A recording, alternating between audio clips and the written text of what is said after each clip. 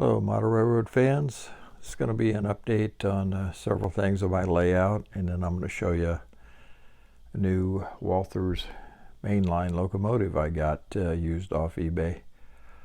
So I got this roof details kit to put stuff on primarily for Cargill.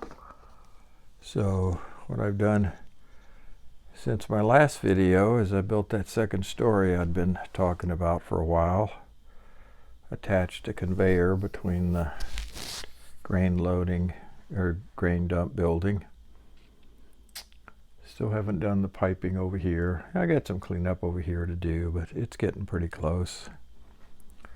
I painted the grain bins, and then I attached a little extra stuff that comes with them, the blower and the motor and the door, and I'm kind of using that blue thing over the door to signal some kind of lighting, a light indicator that things are working right or something. I don't know, I'm just making this up. So did that, and I finished the piping. So the piping runs from the little house over there, elevates across the road for the truck to go under. These are little pieces of spruce I cut off and put on there, nothing fancy. So it goes over the tracks, and then two pipes go down and connect into the loading racks. That one goes into there, and then the next one goes down over there. So yeah, I think that looks good. I lined these loading racks up kind of parallel here because I wanted to get them away from the double slip, so you don't knock them over when I won't knock them over when I'm in there changing that double slip. I have a tendency to catch these things on my arm. So did that. Not much has changed down here. I repositioned the big tank. I had a good suggestion. Maybe use a smaller, taller Walther's tank here. It was a good idea. I looked on eBay, they're $50. So I decided I could wait on that. So that's what is happening with Cargill. Put on my roof details. Over here, I extended my dead end tracks about 5 inches to allow more room for my grain cars. I could fit 11 in there. I painted the grain bins back behind there. And one of the big things I was lucky enough to get was this pre-built ethanol. I'm calling it my ethanol plant. It's going to be down in a different position on the layout, but for now it's here. And I got this from Stu off eBay, and God, he did a really good job putting this model together, and he packed it great, so it came just fine, no problem at all. So real happy about that. Here's this locomotive I'm going to talk about here at the end of this little talk. I got another couple of kits of the road. Put those on there.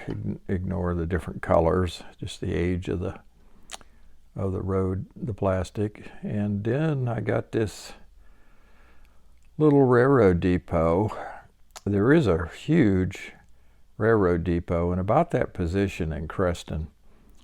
It was built by the CB&Q, and it's a 2-story monster, which there's nothing like it available in a kit. So I got this one. I'll use it here for a while. If I find something better, I can always move it to another town. So I still have work to do down in here. I'm kind of getting hooked on this road system. I want to be consistent, so I'm going to probably get another couple of sets and go this way. And then I want to get some more of those Merchants Row buildings, some other buildings over here for Creston. I don't know if I do that this year or not, but yeah, so give you an update. This is a parking lot that's actually right next to the depot. And then over there is the old Amtrak station, corrugated building.